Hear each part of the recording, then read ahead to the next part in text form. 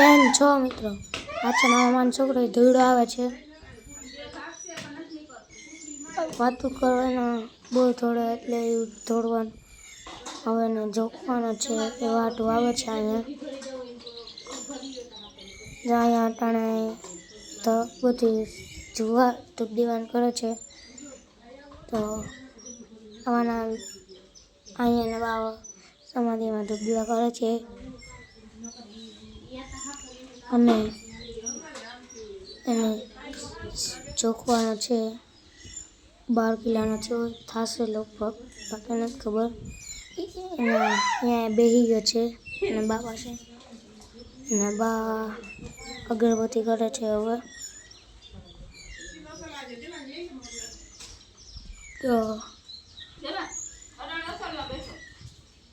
તો હજી ધૂપ દીવા નથી થયા, હવે થશે.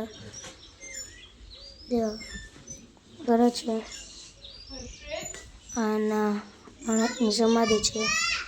અહીંયા હજી ધૂપ દીવા ચાલુ જ છે. જોજો હવે પગે લાગશે, પગે લાગે છે. અહીંયા ધૂપ દીવા કરે છે, સાકર ઉતારે છે. હવે આ જાય છે. હવે નારિયેળ ઉતારશે, નારિયેળ ધર્યું બે ઠેકાણે. હવે એ બે બા દીકરો બેઠા છે ને આ કંઈક કરે છે. તો હું અહીંયા બ્લોગ બનાવું છું. આમાં મંદિર, અહીંયા ઝૂંપડી છે. હા જો મિત્રો, અહીંયા જોખવાનું છે, આમાં બેસવાની. જો અહીંયા હવે બેહાડ્યો છે એને,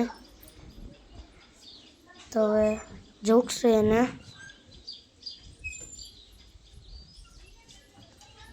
તમે જોઈ લો.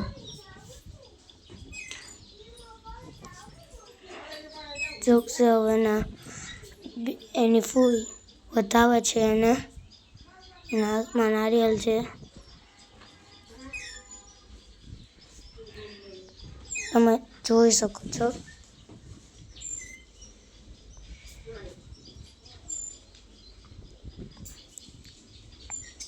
જો એને મજા આવે છે ઊંચું કર્યું એટલે. હવે અહીં છે એ તો બહુ જ. હવે એ ઉતરી ગયો છે, ઉતરી ગયો. હવે દાંડલા કરે છે મારી બેન. વધાવતા ધક્કો જીરીક લાગી ગયો. હવે એના બા વધાવશે, ચાંદલાને કરશે. જોઈ લો તમે મિત્રોને, ચાંદલાનો બહુ શોખ છે.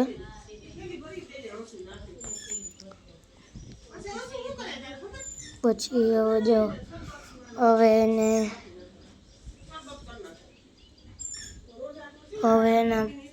જે વધાવે છે. હવે સાકર દેશે એને, સાકર દેશે. જો તમે સાકર કાઢે છે બચકામાંથી, પછી એને દેશે. મીઠું મું કરાવે, નારાયણ લીધા આવે. હવે મારી મમ્મી પગે લાગે છે, એમાં નાનીમાં નારિયેળ ઉતારે છે. તો આવા નવા બ્લોગમાં બન્યા રહેજો.